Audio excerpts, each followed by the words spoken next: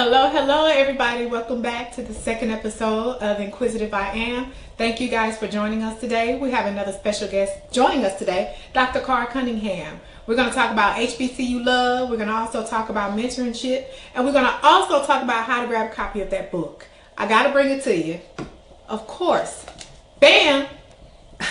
It's still here. It's still being sold. It's still a hot commodity. As long as we're pushing out those babies, this is something that we can all get a good read out of and learn something from. I put my heart and soul into this book. This is something that I do value and will always value. So go ahead and support your sister. It can be found on Amazon.com or it is now available on Kindle for $9.99. Head there, support me, grab a copy, and when we come back, we will have a conversation with Dr. Cunningham. Don't go anywhere. Recently, I was in a car accident, and my lawyer got me $3.5 million. Stop lying! You're an actor! You know you didn't get no $3.5 million back! Tell the truth! Come on, baby! I'm Attorney Jerome Carter. If you want to keep most of your money, call me right now. That's what I'm talking about, baby!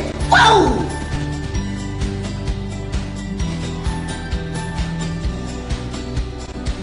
Just trying to make a dollar.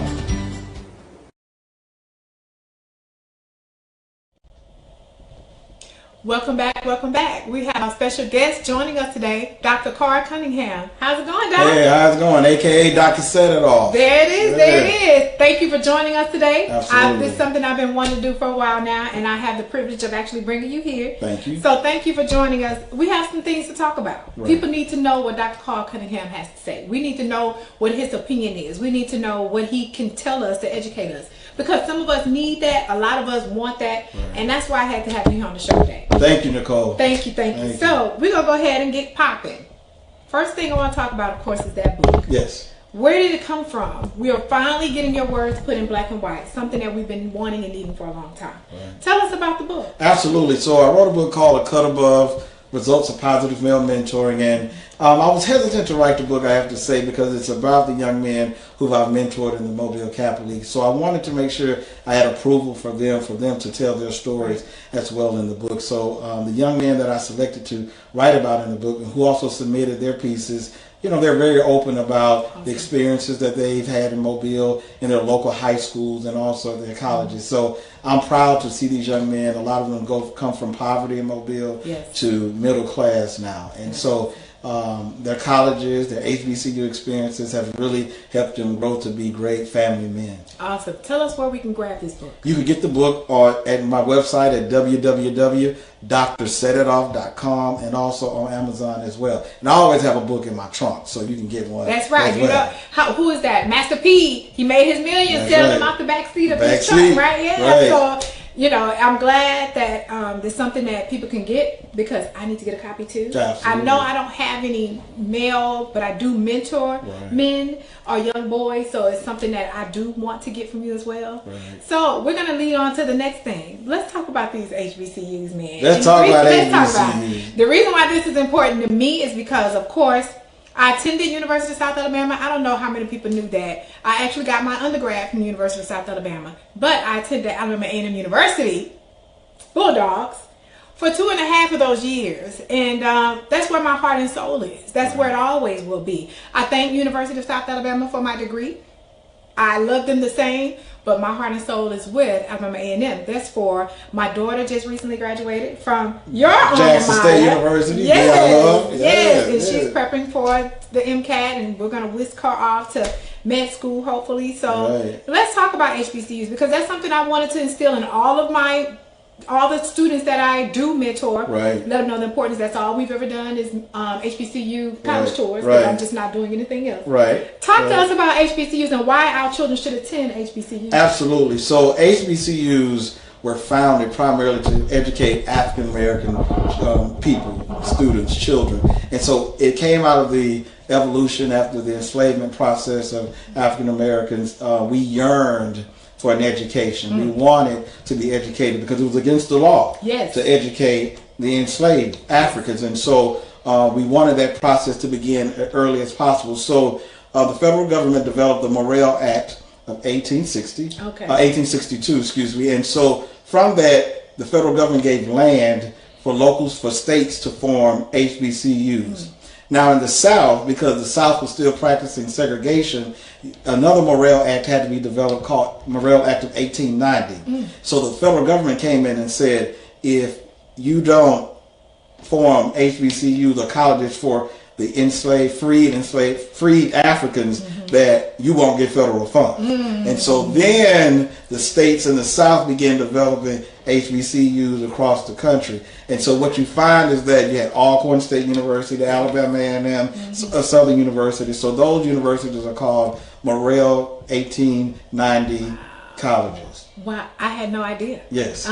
This is just more information that I'm going to probably have to write down. Yes. To instill, because it's very important. You know, we hear the rumors about why HBCUs were started, or why we think we should be attending HBCUs, or why we shouldn't attend HBCUs. Right. The history is so important. And for you to speak on that history alone, I'm sure so many of us had no idea. Right. I didn't have a clue. I mean, of course, I have my, touching pieces of where it came from and how everything got started. Right. But we need that history. So I appreciate that. So, with knowing that much of the history and that part of the history, why do you think our children should attend HBCUs today?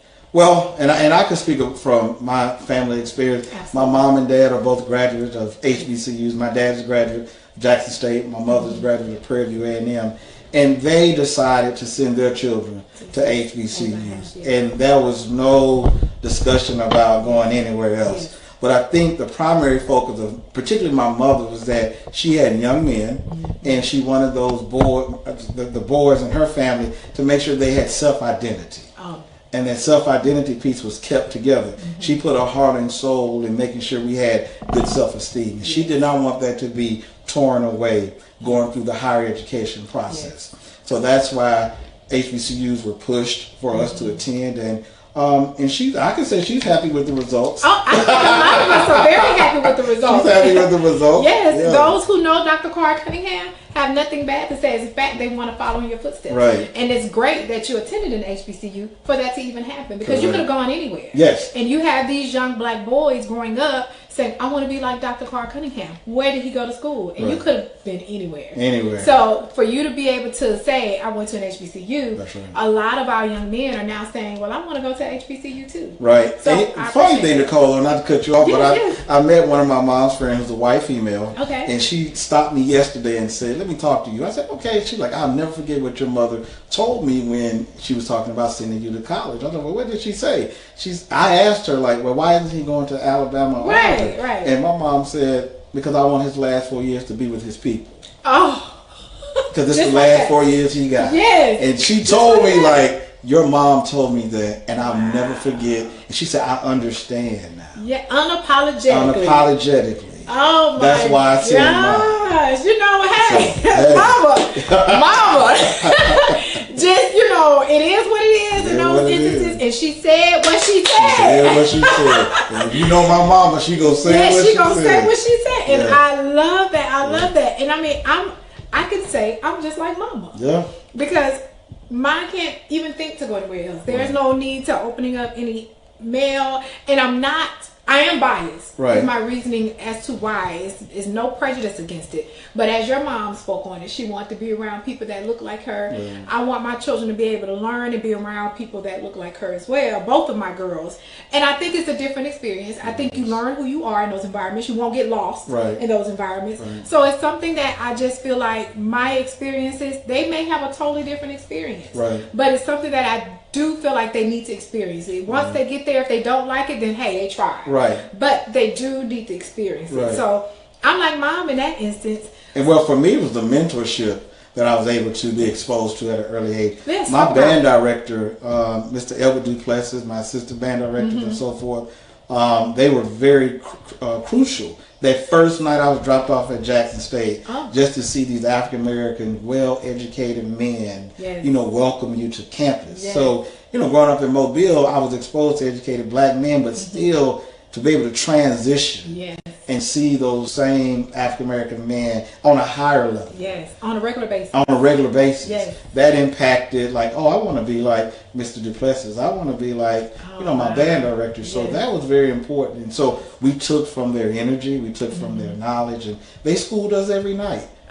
Things that I tried a school, Yeah, I've worked at predominantly white colleges. Yes, absolutely. For pretty much for a long time, and I've been the vice president at Alcorn. But it's really difficult to kind of exchange that type of information at PWI. Yes, you have to be really careful with what you say. Exactly. Yeah. Oh goodness, and I'm glad you brought that up. I wanted to talk about your credentials. Yes. Just for those who don't know, I do want to talk about your credentials. Tell us about your history and your accolades of how you've gotten from being an undergraduate from JSU to where you are today. I want the audience to know that. Absolutely. So I graduated from Murphy High School, played the trombone, was second chair in the band, and great experience.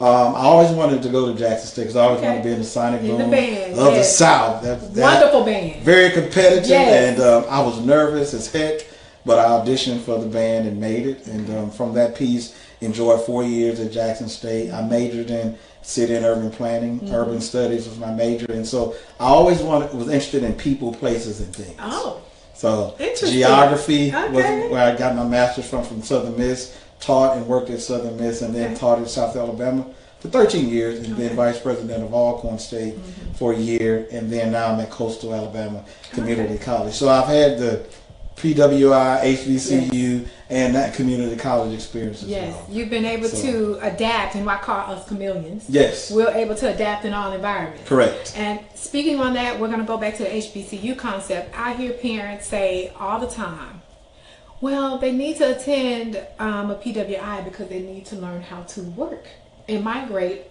around people that don't look like them.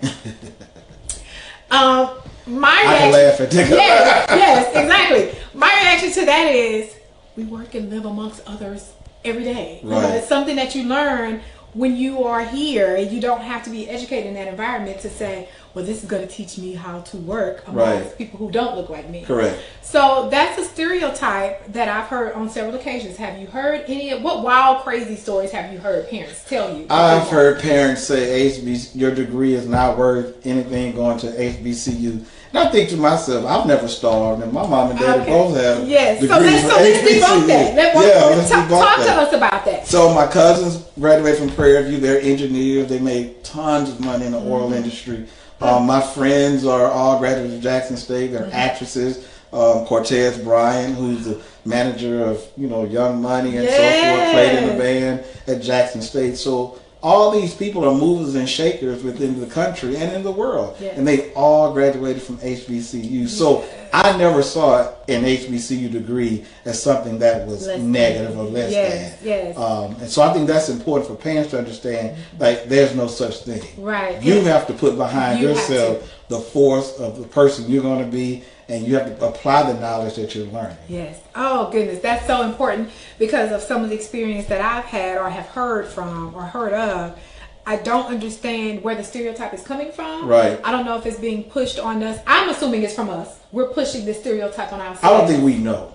And that we probably is. If we don't do college tours to discover the history of the institution. So we go what TV says or not say, or what the community says, who nobody's in the community may have gone to the HBCU. Right. Oh, gosh.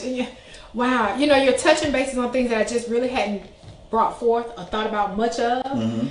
So talk to us about what do we need to do as a community to get our community more involved in attending HBCU tours, or just, finding our own resources to dig into, well, let me check this HBCU out. Whether it's just a family trip or whatever the case may be. Right. We know Beyonce has put it out there. Yeah, she put it out there and big time. I thank her for that. I do too. I thank her for that. I hear people even bashing her, saying, well, she ain't put no money behind it. Look, she did something. She didn't have to do any of that, so she did that. So tell us, what do you think we should start doing as a community to raise more awareness of HBCUs, even in just the city of Mobile? Oh, yeah, absolutely. So I'm a big proponent of faith-based organizations if done right. I just feel like, churches are still the cornerstone in our community. Why don't you take the children in your church on a college tour? Alabama State, 2.5 hours away. Okay. Let's make it do what it do. Okay. Can we go to Alabama? Can we pass the collection plate one Sunday to go to Alabama State, to go to Tuskegee, to go to Stillman? So faith-based, I think, has an important part of it. Community-based. I think community organizations just encourage people to go to HBCUs to take on those college tours, even middle and high school. Right. If there's a tour and opportunity, go to an HBCU. Yes. I know we go everywhere else, but try our own. Exactly. Try our own Exactly. colleges. You know, I don't know where we get that mentality that our ice is not cold. Right. So we pass that up. I've spoken with several of my students who felt like going to. I had one student that wanted to go to Alabama. So the first thing I asked was, what do you want to do with the rest of your life? Like, what is your field of interest? The field of interest, first of all, was nowhere near Alabama. It was not even on campus. Wow. And they didn't have enough financial aid. Right. They had a full ride in HBCU. Wow. So that kind of boggled my mind. I don't know where the child ended up. I think I made the mom a little upset. Right. Because reality had to sit in. Right. Like, you're asking me about scholarship opportunities for University of Alabama. Right. Your financial aid has run out. Your child is trying to go to school for something that doesn't even exist at the University of Alabama. What do you want me to tell you? Correct. And you're telling me you have a full ride somewhere else? Right. I'm going to be real and honest with you. Right. Your child should be attending this HBCU. It's a free education. Right. And a lot of times HBCUs have free access to master's and doctorate programs. Yes. And so I think on the HBCU side, we may need to do a better job in promoting that We do. within our communities. But also I tell parents, look into that. Yes. HBCUs have direct access to University of Michigan, Michigan State, University of Iowa, Yes. Florida State University. Yes. So you can get your undergraduate degree at the HBCU. You do well, make a good GPA, you can transfer in regards to getting your master's and doctorate from these research institutions. Absolutely. Well, we're going to take a short break, and when we come back, we're going to ask more questions with the doc to see what's going on and let him give us some more information so we can take these strides and be better people to attend things that we can strive on. Stay tuned. Don't go anywhere.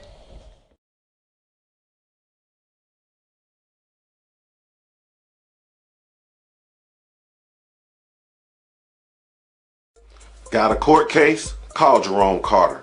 If you want to win, call Jerome Carter.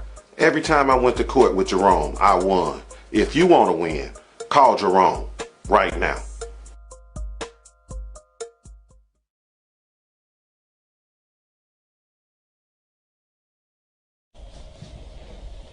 Welcome back, welcome back. We have our special guest still here. I'm trying to get as much of this valuable information as I can, because not only does he go around and he speaks and he talks to his mentees about the things that the things that are going on. We also this gives me an opportunity to take the information that he's giving us today and go out and feed more people. So this is another reason why this information is very valuable. So we're going to get back into it. So Doc, let's talk about mentorship. Okay. What got you into this? Because again, as you said, your undergrad has nothing to do with this. So tell us, how did you get into becoming a mentorship? Was it something that you probably was forced to do because everybody looked up to you? I watched my dad do it growing up. He was a football coach at Tomerville High School. Okay. So my dad was the type that went around the neighborhood and picked up all the guys in the neighborhoods and rode in the car. And so that village concept I saw early on in my life, and never thought I would be part of the village. And that makes sense. And so I just watched my father do it. And then one day, I did sort of mentor in college. That was a middle school next to Jackson State, Blackburn. So I'm familiar. Middle school, you're familiar with that. So we would go over there, but still not really into mentoring. I think my senior year is when it kind of hit me. I was a section leader in the band, and so I began to developing my mentor skills with being a section leader. Graduated, and then a fraternal piece. I was at my line brother's school, and I walked down the hall, and the same young men, they were in retract. Detention. Oh, wow. And I kept asking, why are these same young men always yes. in retract? And somebody said, that's just the way it is. Oh. And I was like, man. So I went back to my apartment, and I just thought, I was like, what can I do? Because they seemed like cool guys. I would walk by, they were like, hey, Mr. Cunningham. I'm like, what's up? But I didn't see the badness, I guess, that in them that everybody else saw in them. And so I just opened my fraternity book. I can remember opening up the history book, and just God Right just popped. I'm like, I remember learning about God Right. And so from God Right Kappa League, I went back to my line brother and said, we got to start a Kappa League program in Hattiesburg. And okay. From that, I hadn't looked back. This is my 22nd year advising the Kappa League. Wow. So that's how I got into mentoring, and I've learned a lot. I made a lot of mistakes along the way. Right. I'm human, but they've taught me a lot. Yes. They've taught me a lot. Yes, and the Kappa League has been very successful. Yes. People look up to the Kappa League in its entirety. So I'm gonna tell you now, if y'all mess up, they coming to Dr. Carr. They coming already. They coming. Yes, they coming. They're not perfect. They're definitely coming to you. So the next point I wanted to talk about with you is, we know how well you're doing with this mentorship, and we know the changes that you're making with people. How do you, or what advice do you give? I don't want to call him the common man, but just average or anybody, you know, on the street. Right. What can they do to become mentors? Absolutely. I think being a listener, you have to be able to listen and not judge the person that's reaching out. And I've had to learn that early on.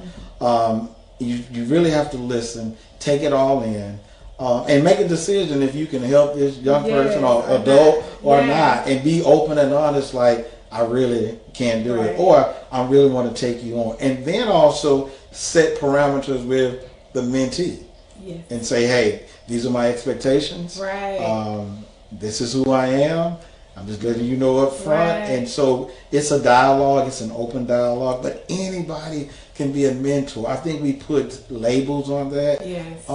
But I remember the men growing up in Maysville, they were mentors to me. I know your granddaddy. You know, that's how it started. That's how it started. So anybody can be a mentor. Just be honest with people, and just be open and be a listener.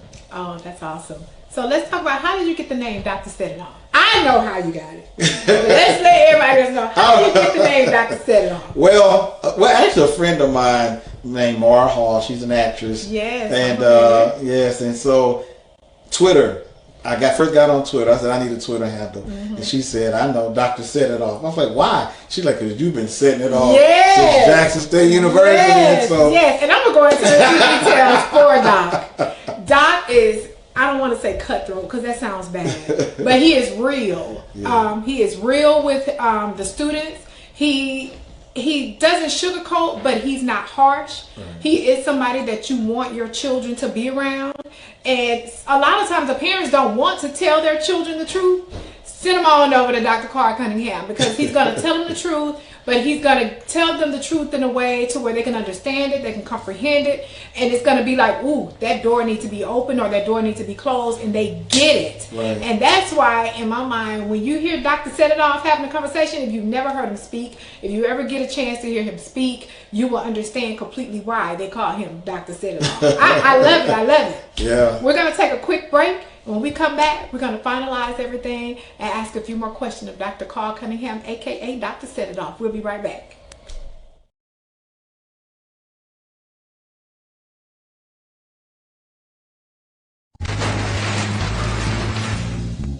I think you need to call Jerome. I'm Attorney Jerome Carter. Call me right now. Come on, come on, come on.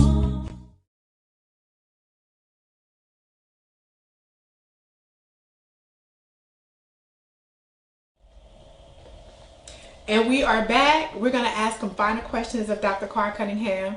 We're going to get right into it. I do want to know, let us know what you got going on, what you have coming up. You know, if you know of any HBCU tours that are coming up where maybe some of the parents can say, okay, they're putting me in this situation, he's giving us the information, let's do this. Or even if it's Jackson State, you know, if you have some information where you can let us know what's going on, and we definitely want to know what's going on with you and how we can follow you on Instagram, Twitter, also, and also on Facebook. Absolutely. Let's first support the HBCU games that are in Mobile. That's the start. You know, we have Central State and Alabama A&M that we're playing here in Mobile in September.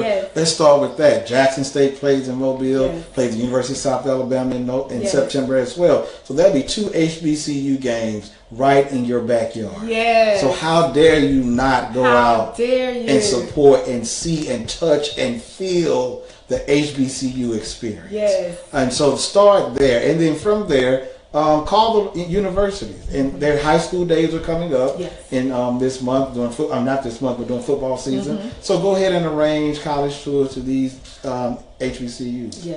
So that will help. But now you can follow me now on social media as well. I tell her that. So Dr. Set It Off on everything: Twitter, Instagram, Snapchat, Okay. and Facebook. So. Okay, y'all make sure y'all follow him. He always posts valuable information. If you're not available to get the book today, you can go on all of his social media and he'll let you know how to get the book. Yeah, let's see. Here's the book right here. Do y'all see that? Hey.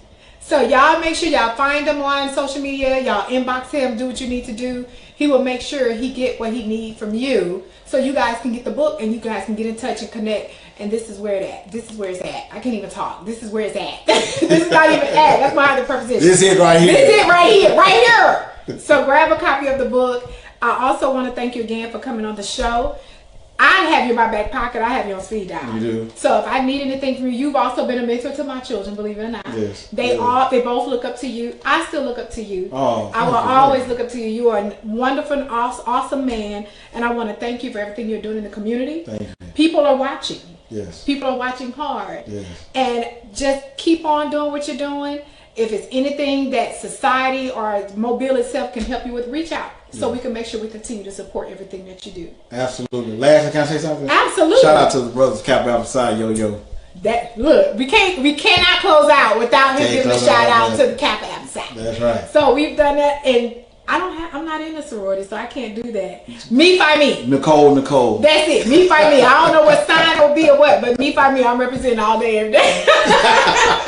Thank you all so much for joining us today. If you have any questions, you want to reach out to Dr. Carr Cunningham, you can drop questions in the comments below, or you can reach out to us or reach out to me, and I can make sure he gets the information. He is available. He makes himself available, especially if it's something dealing with one of your children. So please, by all means, let us know. Contact one of us if you have any questions to go further in the HBCU search. We'll be more than happy to help you. Thank you all again for coming out and listening to the show. Thank you, Doc, for joining me. Thank you. This is your episode of Inquisitive I Am, where our stories are real stories.